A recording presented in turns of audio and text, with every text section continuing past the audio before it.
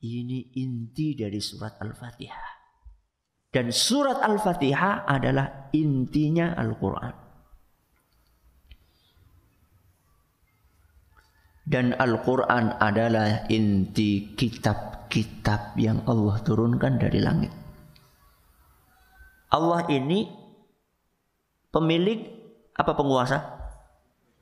Dua-duanya. Allah ya pemilik ya penguasa.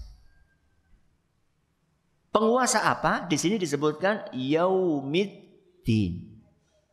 Yaum artinya hari, din artinya pembalasan. Apa yang dimaksud dengan hari pembalasan? Hari kiamat. Di hari kiamat nanti, apapun yang kita kerjakan akan dibalas oleh Allah. Sekecil apapun perbuatan kita. Entah perbuatan yang baik maupun perbuatan yang buruk. فَمَنْ يَعْمَلْ مِثْقَالَ ذَرَّةٍ خَيْرًا يَرَهُ. Terus وَمَنْ يَعْمَلْ مِثْقَالَ ذَرَّةٍ شَرًّا يَرَهُ.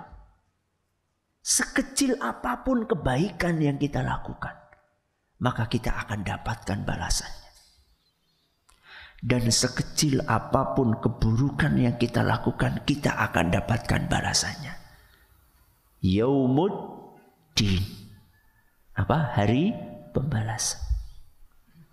Siapa yang memiliki dan menguasai hari pembalasan? Jawabannya Allah Subhanahu wa ta'ala.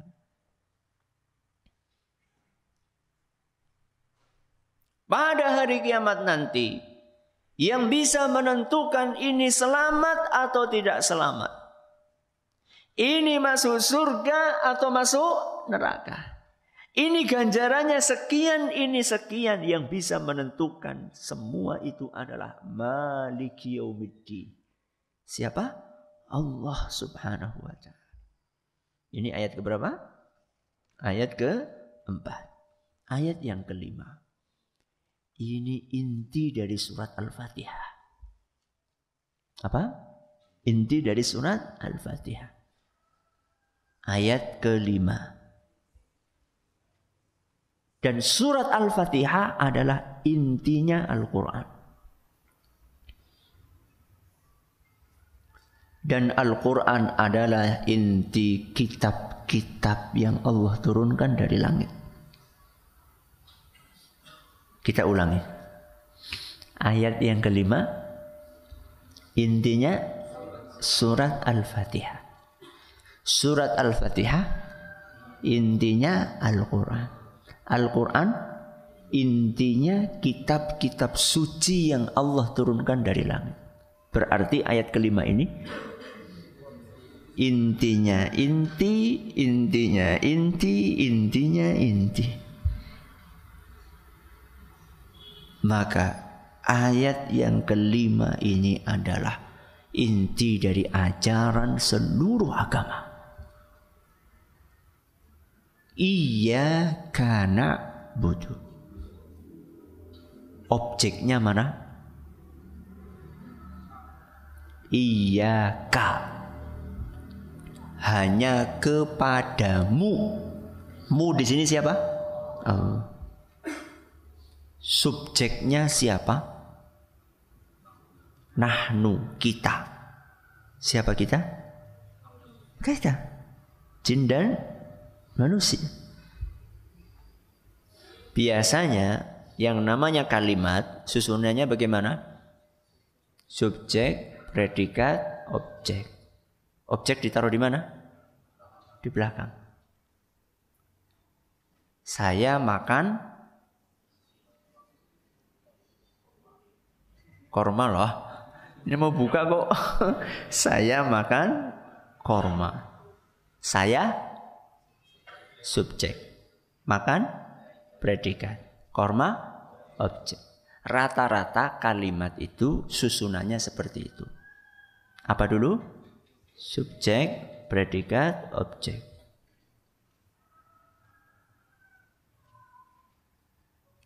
Di dalam ayat ini, iyyaka na'budu dibalik. Yang ditaruh di depan sendiri apa? objek. Kepadamu kami beribadah. Kenapa kok objeknya didahulukan? Kira-kira ada tujuannya atau tidak? Atau cuma sekedar kebetulan? Tidak ada kebetulan dalam Al-Quran. Setiap huruf dalam Al-Quran itu ada maknanya.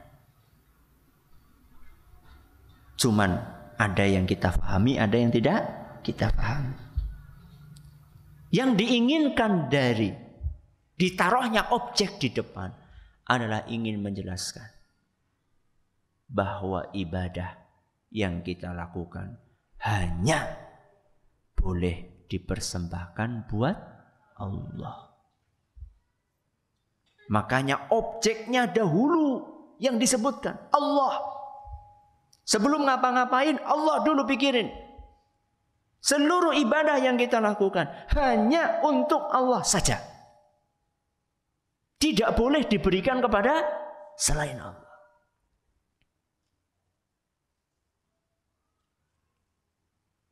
Sulit atau berat? Salah. Sulit atau gampang? Berat atau ringan? Seluruh ibadah yang dikerjakan hanya untuk Allah saja. Berat atau ringan? Berat. Karena berat, maka kita butuh bantuan. Bantuan dari yang maha kuat. Siapa? Allah.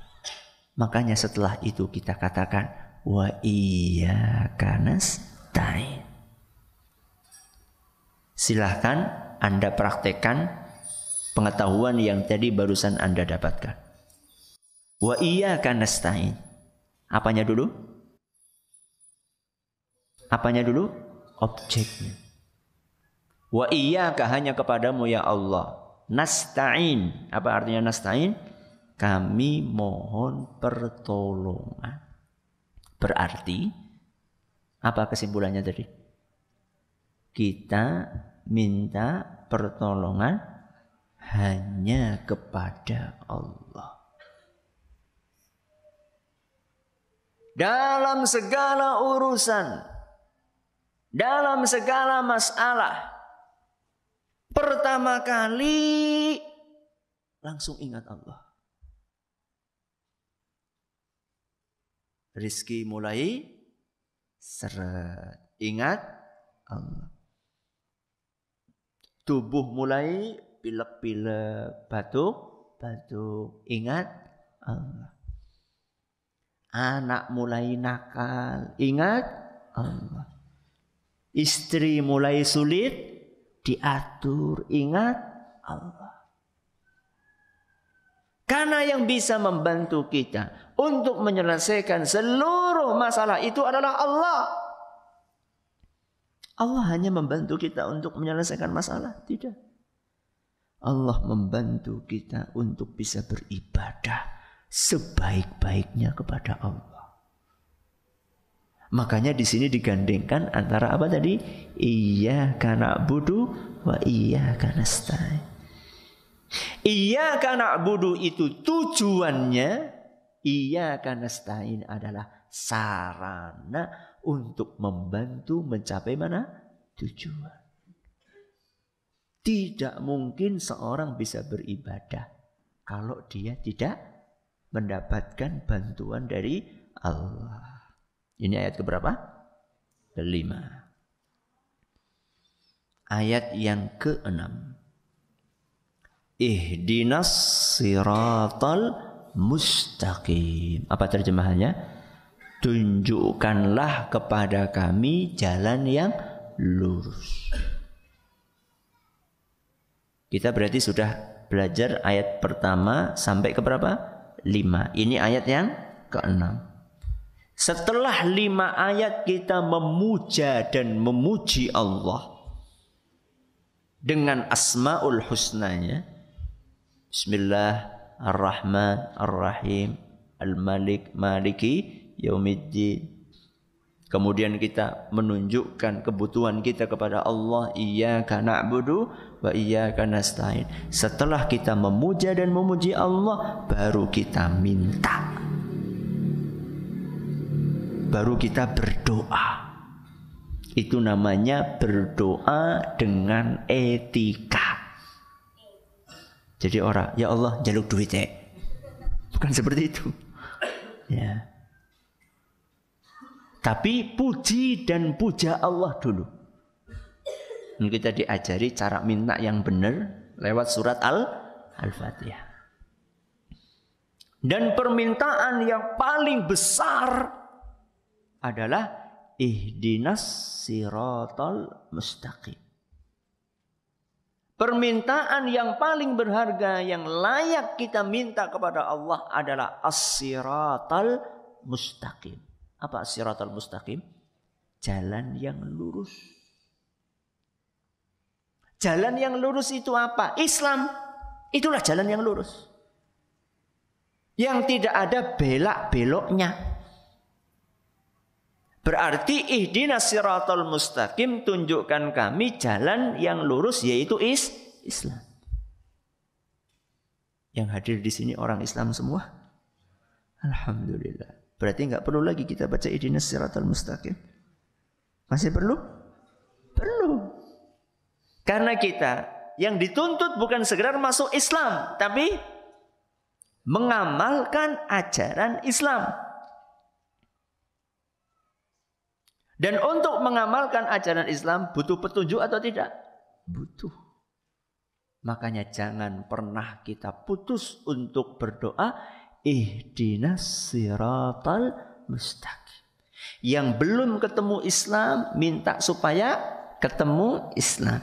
Yang sudah ketemu Islam minta agar bisa istiqomah di atas Islam. Sampai kapan? Sampai meninggal dunia.